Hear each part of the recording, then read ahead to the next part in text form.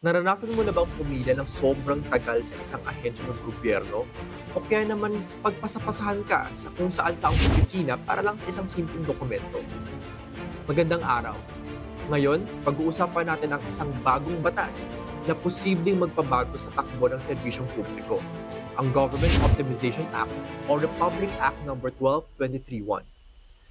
Layunin nitong gawing mas efficient ang pamahalaan, bawasan ang red tape, ayusin ang mga tungkulin ng mga ahensya at gawing mas mabilis, simple, at mas malinaw ang serbisyo para sa taong bayan. Pero gaya ng kahit na anong reforma, hindi lahat ay madali. Kasama rin dito ang right sizing o ang pagbabawas ng ilang posisyon ng gobyerno. Kaya ang tanong, paano kung isa ka sa maapektuhan? Paano nga ba maipapatupad ang batas na ito ng patas? Pag-uusapan natin kung paano nga ba magbabago ang sistema sa ilalim ng Government Optimization Act. Dahil ang batas, hindi dapat nakakalito. Ako si Attorney Josh, at ito ang Batas Publiko.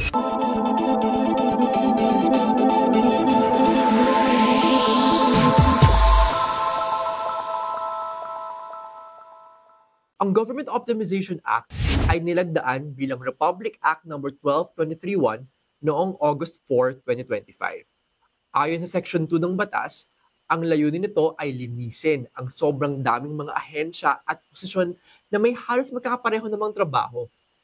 So paano ito makakaapekto sa iyo? Kapag mas kaunti ang dobring proseso, mas mabilis mong makukuha ang kailangan mong dokumento, permit o serbisyo. Hindi mo na kinakailangan pumila sa 3 opisina para lang sa iisang papel. Pero para magawa ito, kailangan ding magbawas o baguhin ang ilang mga existing offices o mga posisyon sa gobyerno. Ibig sabihin, may mga empleyado na posibleng ma-reassign, ma-merge ang unit nila, o sa ibang mga kaso, mawalan trabaho. Ngayon, himayin natin ang ilang mga mahahalagang probisyon ng batas. Sa Section 7, dito nakasaad ang pagtatayo ng isang Committee on Optimizing the Executive Branch. Dito may mga kinatawan mula sa Civil Service Commission at iba pang mga key agencies. Sila ang mag-a-assess kung aling mga ahensya ang may overlapping functions, may redundant personnel, o may mga gawain na hindi aligned sa current priorities ng gobyerno. So ano ibig sabihin nito para sa ordinaryong Pilipino? Ideally, mas simple, mas mabilis na proseso sa mga pampublikong serbisyo. Pero para sa mga empleyado sa gobyerno, ito ay nanganguluguhan ng posibleng reorganization, displacement. Sa Section 9 ng batas, merong options for affected employees. Sinasabi ng batas na ang mga maapektuhan ng right sizing ay pwedeng ma-reassign sa ibang ahensya, mag-avail ng separation benefits, o mag-retire ng mas maaga kung pasok ka sa qualification. Pero paano naman kung wala kang malilipatan? Maaaring mawala ng trabaho ang ilang mga kawani kahit matagal na sila nagsisilbi. Kaya mahalagang bantayan kung paano ipatutupad ito. Dahil kung hindi maayos ang transition, maaaring magdulot ito ng job insecurity sa mga empleyado at sa kalidad ng kanilang serbisyo. Let's talk real life. Ayon sa Labor Coalition Nagkaisa, maaaring magamit ang Government Optimization Act para sa malawakang pagtatanggal ng mga empleyado sa gobyerno. Kung magiging epektibo ang optimization, bababa ang operational costs ng gobyerno. Mas maraming pondo para sa social services, tulad ng edukasyon at kalusugan, pero kung hindi maayos ang displacement program, tataas naman ang unemployment rate sa mga civil servants. Ayon kay Attorney Sonny Matula, halos 30% ng mga empleyado sa gobyerno ay naka-job order pa din o contractual kahit ilang dekada na silang naglilingkod. Ibig sabihin, matagal na sila nagtatrabaho sa mga ahensya ng gobyerno pero hindi pa rin sila nakakatanggap ng regular o permanenteng plantilla position. Dahil dito, wala silang job security at limitado rin ang mga benepisyong dapat sana ay kasama sa pagiging regular na empleyado. Ang reorganization ay pwedeng magamit ng ilang leader para i-restructure ang mga ahensya ayon sa kanilang political agenda. Kaya dapat may transparency pa din sa pagpili kung aling mga offices ang mananatili o mawawala. Kung may tamang transition support tataas ang tiwala ng publiko sa gobyerno. Pero kung biglaan ang retrenchment ng walang safety nets, bababa ang moral ng public servants. At sa huli, babagal din ang serbisyo. So ano nga ba ang ibig sabihin nito para sa ating mga karaniwang mamamayan? Kung tama ang magpapatupad, mas maayos ang proseso.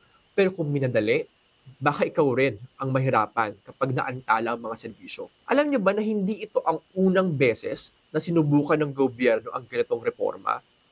Noong 2016, pinasa ang Executive Order number 366 na may kaparehong layunin, to right-size the government bureaucracy. Ang problema noon, kulang ito sa pondo at hindi malinaw ang guidelines. Pero ngayon, sa Government Optimization Act, meron ng legal backbone at mas malinaw na ang proseso ng assessment at implementation. Kumbaga, ito na yung second try ng pamahalaan. Pero this time, batas na ang basihan. Ngayon, kung tutuusin, maganda ang intensyon ng batas. Pero syempre, may mga bagay pa rin pwedeng ayusin. Number 1, malinaw sana ang employment safety net.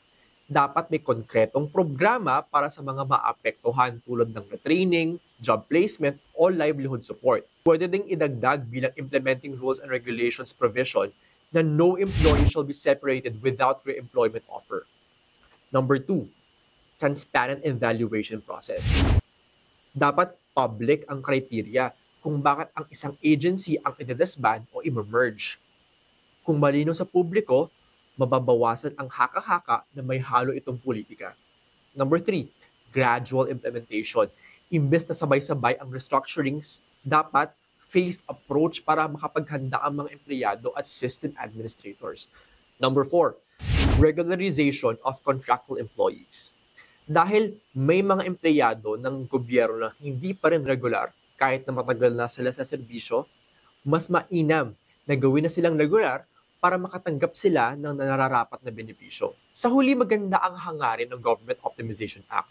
Ayusin ang sistema ng pamahalaan, gawing mas mabilis at mas efficient ang serbisyo. Pero ang tunay na sukatan ng reforma ay kung ramdam ito ng ordinaryong Pilipino at kung hindi napapabayaan ang mga tao nagsisilbi sa gobyerno. Sabi nga sa Section 2 ng batas, layunin nitong magkaroon ng enhanced public service delivery.